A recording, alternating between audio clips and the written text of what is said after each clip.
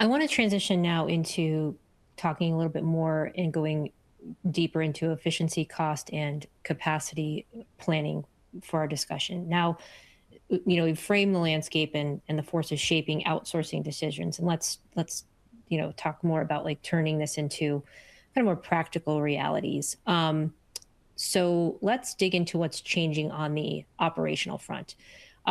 I just want to, of course, remind our audience to submit your questions for Mike and Steve, and we will certainly get to those throughout our discussion. First, Steve, for you. So we know that Accenture works closely with both manufacturers and developers. So what digital or operational strategies are helping CDMOs to optimize facility space, research allocation across modalities? What are you and your team seeing there?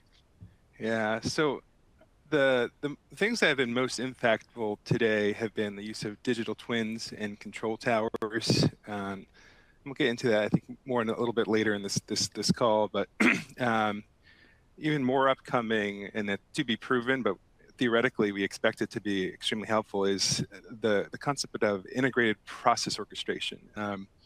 Basically, you're using low code modular software that has a common data model, common coding and tooling as kind of a foundation for all of the technologies and systems you have.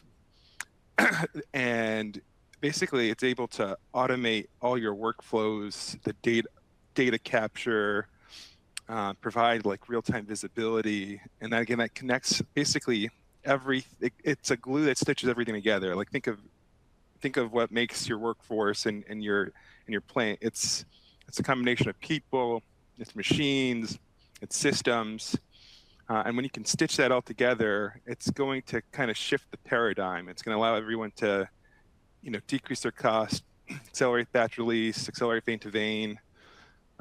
Most of the developers today, again, as I mentioned before, are these early stage to mid-sized biopharma companies, and they can't afford to stand up and integrate 12 to 15 different GXP systems, your MES, your LIMS, your CMMS system, your EMS system, all these different acronyms.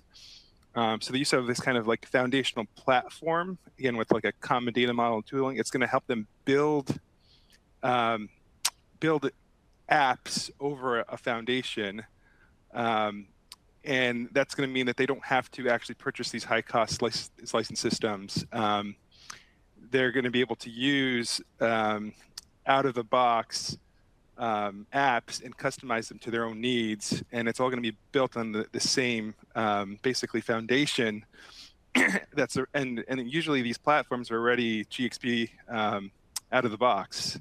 The most important thing that's going to come to make sure that we're still maintaining that is having governance on top of it. So basically, you're going to end up with speed and configurability rather than what traditionally happens. So you just have multi-year IT programs before you can get the value out of anything, and that's just not feasible in our market where we have so many different success stories, but also the reverse.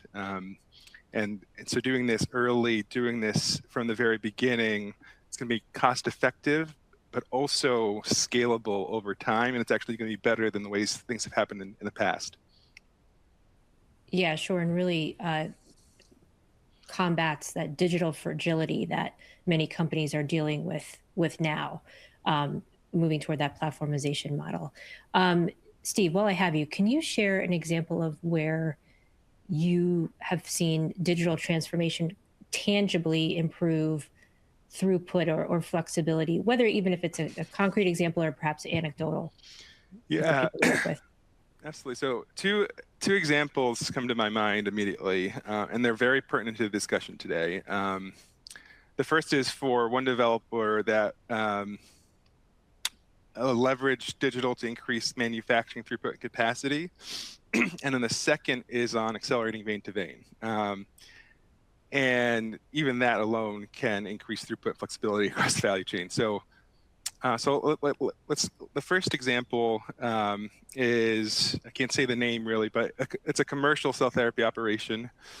and it was wrestling with throughput constraints, which I expect is the case with pretty much any CGT developer that gets to commercial. Once you're commercial, you need to scale, but you typically can't make physical changes to the process or to the facility without going through all the regulatory hurdles that involves. So what they did was build a digital twin of the site. All the clean rooms, the equipment, the QC capacity, the operator shifts, the batch durations, the whole picture, really. And then the reason for this is because once you have that digital model, you can then test what if scenarios. So once they played out with like different scenarios in the model, they were able to unlock a meaningful amount of throughput without expanding the site at all or making any changes to the actual process or to the facility. It was all really about reallocating the staff and rethinking their scheduling logic. So for example, they didn't have enough resources on QC. They had too many resources somewhere else. And so that digital twin basically allowed them to stress test different mixes too. And it also allows them to, and they're doing it now, it stresses different modality mixes and future staffing scenarios to see the impact.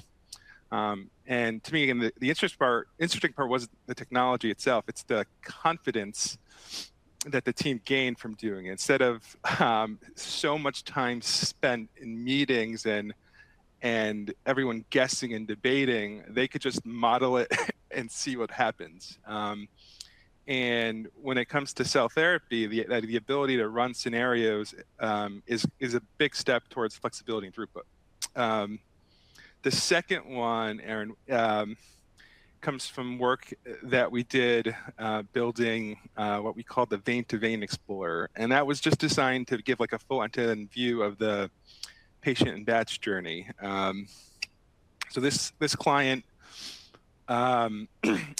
their challenge was that no one could really see the true drivers of the cycle time across the value chain. Scheduling lived in one system, manufacturing data in another, and then you had quality control on a different one and logistics in another one. So everything's living in different places.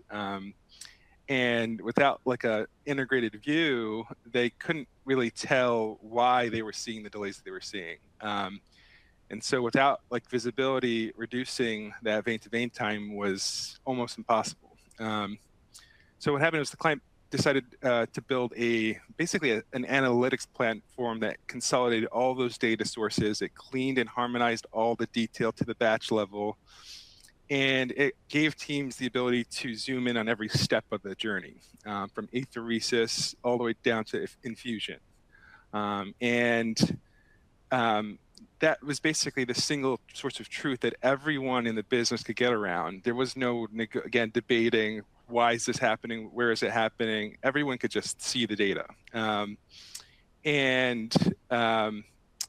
What they were seeing was, there were the delays. Sometimes people knew about this, but like it wasn't getting to the right person to actually make the changes. So one of the big things was, and it's the same thing everywhere, there was a lot of queuing and quality control. There was a lot of manual handoffs in the scheduling, and that had been masked for years. And once those kind of issues were addressed, there was a huge improvement. They saw like over 50% improvement in the drug time release and about 50% reduction in overall turnaround time for the end-to-end patient journey. So that's a huge impact. And this isn't just something that helped them in one instance, right? So it gives them the ability to be proactive as opposed to being reactive. They could see emerging bottlenecks and understand variability and actually intervene before things got worse. So again, this is whereas the other one was use of simulation.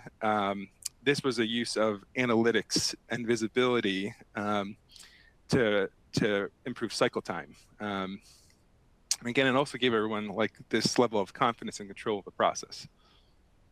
So I think those are two really solid examples of how we've seen this work in real life.